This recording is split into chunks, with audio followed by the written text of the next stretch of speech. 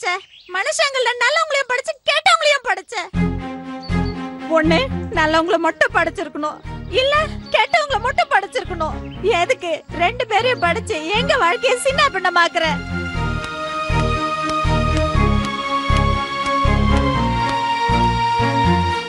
ஜனங்களுக்குள்ள சண்டையை மூட்டி விட்டு வேடிக்கை பார்க்கதான் நல்லவங்களையும் கேட்டவங்களையும் ஒன்னா படைச்சியா? நாங்க அவதிப்படுறத பாக்குறதுல உனக்கு என்ன அவ்வளவு பெரிய சந்தோஷம்? மனுஷ தப்பு பண்ண கடவுள் தண்டிப்பாருன்னு சொல்லுவாங்க. மனுஷ பிறப்பையே தப்பா படைச்சிருக்கியே, உன்னை யார் தண்டிக்கிறது? ஓ, யாருக்கும் பதில் சொல்ல கூடாதுன்றதுக்காக தான் நீ சில மாதிரி உட்கார்ந்திருக்கியா?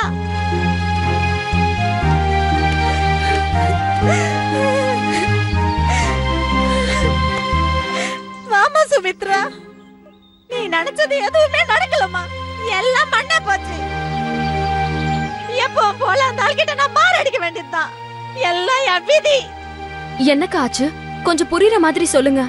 வந்தால் குடிச்சிட்டு போட்ட பாட்டில எல்லாம் எடுத்துட்டு போய் கடைக்கு போட்டு அதுல ஒரு ஜக்கு வாங்கி வந்தல்லம்மா.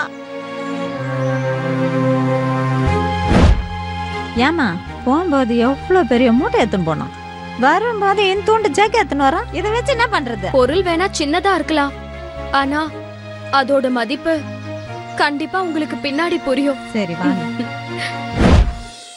அத பாத்துட்டு உன் புருஷன் தெரிஞ்சறதுக்கு வாய்ப்பு இருக்குன்னு சொன்னியம்மா.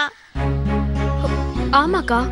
அந்த பழா போன பாவி மனுஷன் அந்த ஜக்கைய எடைக்கு போட்டு மறுபடியும் குடிக்க ஆரம்பிச்சிட்டாம்மா. இதுக்கப்புறம் அந்த ஆள் எப்படிமா தெரிந்துவா?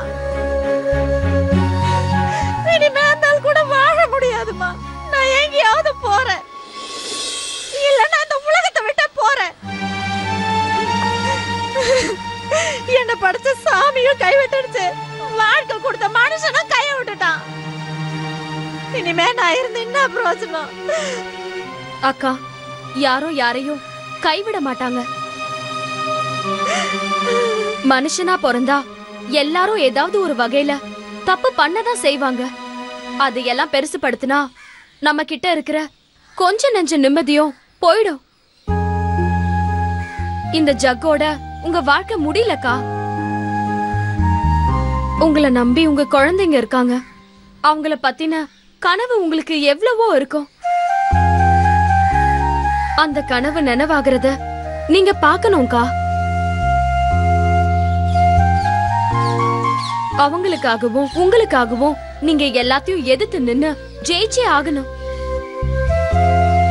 நீங்க இல்லனா உங்க வாழ்க்கையில நீங்க பண்ண தியாகத்துக்கு அர்த்தமே இல்லாம போயிடும்.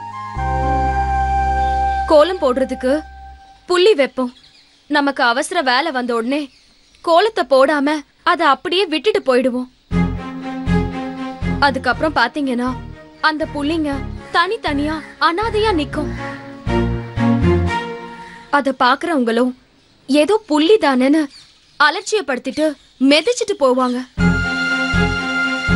அதே மாதிரி நீங்களும் கோவத்துல உங்க குழந்தைங்களை அனாதையா விட்டுட்டு போயிடாதீங்க. அப்புறம் மத்தவங்க உங்க குழந்தைங்களை அனாதை குழந்தைங்கன்னு அலட்சியப்படுத்திடுவாங்க. அந்த குழந்தைங்க எந்த அடையாளமும் இல்லாம உங்க சந்தோஷத்தால பிறந்த குழந்தைங்க.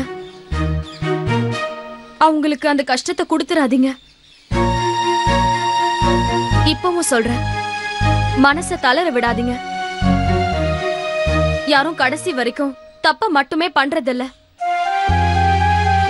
இன்னைக்கு இல்லனாலும் என்னைக்காவது ஒரு நாள் அவர் திருந்துவாரு.